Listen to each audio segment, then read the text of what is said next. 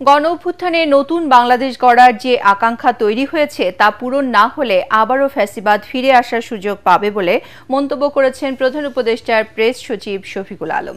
সোহরাওয়ার্দী উদ্যানে সাইমুম শিল্পীগোষ্ঠীর জুলাই জাগরণ অনুষ্ঠানে তিনি একথা বলেন। এই সময় সংস্কৃতি বিষয়ক উপদেষ্টা মোস্তফা সরওয়ার ফারুকী বলেন, জুলাই বিপ্লবের মধ্য দিয়ে বাংলাদেশ আবারও সার্বভৌমত্ব ফিরে পেয়েছে। খায়রুল ইসলামের রিপোর্ট।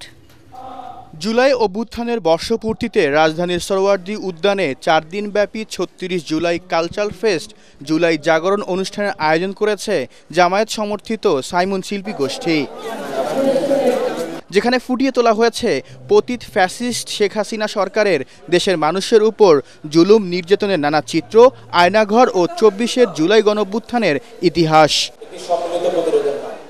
আয়োজকরা জুলাই বিপ্লবের ক্রেডিট নিয়ে অসুস্থ রাজনীতি বন্ধ করার জন্য সব দলের প্রতি আহ্বান জানান। যে জুলাই নিয়ে কিছু কিছু ব্যক্তি, কিছু কিছু গোষ্ঠী অসুস্থ ক্রেডিট দাবির একটা অসুস্থ প্রতিযোগিতা লিপ্ত হয়, এগুলো আমাদেরকে খুব ব্যথিত করে। আমরা শুরু থেকে বারবার বলেছি, এই জুলাইতে যতজন শহীদ হয়েছে আমরা প্রত্যেককে আমাদের হৃদয়ে ধারণ করি এবং প্রত্যেকটি পরিবারও আমাদেরকে ধারণ করবে। এজন্য সবার কাছে সবিনয় অনুরোধ করতে চাই, মেহেরবানি করে এই ক্রেডিটের অসুস্থ রাজনীতি করে আপনারা জুলাইকে ব্যাহত করবেন না। সংস্কৃতি বিষয়ক উপদেষ্টা মোস্তফা সরওয়ার ফারুকী বলেন, অন্তর্বর্তী সরকারের পর ভবিষ্যতে যারাই ক্ষমতায় আসবে তারা জুলাই অভ্যুত্থানের চেতনা ধারণ করবে। জুলাই আন্দোলনের অভ্যুত্থানের মধ্য দিয়ে বা বিপ্লবের মধ্য দিয়ে বাংলাদেশ যেটা অর্জন করেছে সেটা হচ্ছে বাংলাদেশ তার সার্বভৌমত্বকে টেক ব্যাক করেছে, যে সার্বভৌমত্ব তার হাত থেকে চলে গেছে।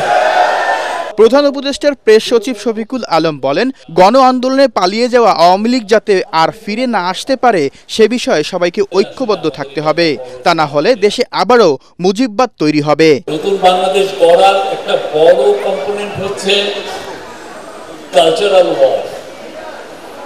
এই কালচারাল ওয়ারে যদি আওয়ামী লীগের কাছে হেরে যান, ওরা আবার আসবে,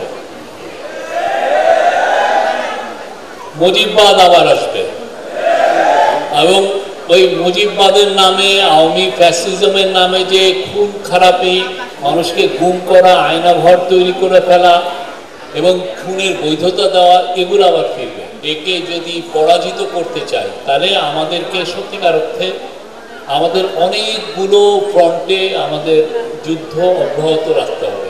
এ সময় বক্তারা অভিযোগ করেন, আওয়ামী লীগ প্রতিবেশী দেশের সহায়তায় বাংলাদেশের শিল্প সংস্কৃতিকেও নানাভাবে ক্ষতিগ্রস্ত করেছে। খায়রুল ইসলাম, এটিএন বাংলা, ঢাকা।